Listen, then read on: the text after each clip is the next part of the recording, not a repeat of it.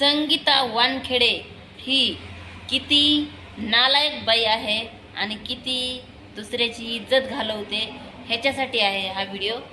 आणि ती काही दिवसापूर्वी त्या करुणाताईला इतक्या खालच्या पातळीची भाषा बोलली होती।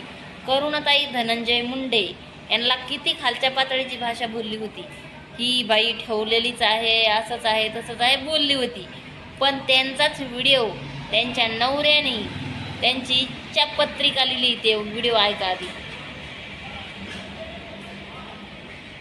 धनंजय मुंडेंच्या इच्छापत्रामध्ये नेमकं काय आहे तेही आपण बघू शकतोय। करुणा धनंजय मुंडे पहिली पत्नी आणि त्याचबरोबर निवासी पत्ता सांताक्रूज असं लिहिलेलं आहे। आजारांमुळे माझं शरीर अशक्त झालंय, भविष्यात संपत्तीबाबत वाद उद्भवू नये म्हणून मी संपत्तीबाबत इच्छापत्र लिहून ठेवत आहे असं त्यांनी म्हटल्याचं दिसतंय। तर माझ्या आयुष्यात गृहिता क्रमांक 1 करुणापासून मला शिशिव आणि शिवानी ही 2 मुलं आहेत। गृहिता क्रमांक 2 राजश्री पासून मला वैष्णवी, जान्हवी आणि आदिश्री या 3 मुली आहेत।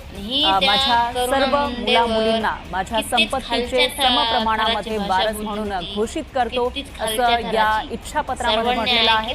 माझ्या पश्चात दोन्ही पत्नी आणि मुलांचा संपत्तीवर समान अधिकार असेल असंही या इच्छापत्रात नमूद केलंय। तर जर माझ्या नावे कोणतीही पेन्शन मिळत असेल तर दोन्ही गृहिता समप्रमाणामध्ये वाटून घेण्यास पात्र असतील असंही इच्छापत्रात म्हटलंय। मी काय कोणत्या जातीवादावर हा व्हिडिओ नाही आहे, ही फक्त वानखेडे बाईला दाखवण्यासाठी हा व्हिडिओ आहे।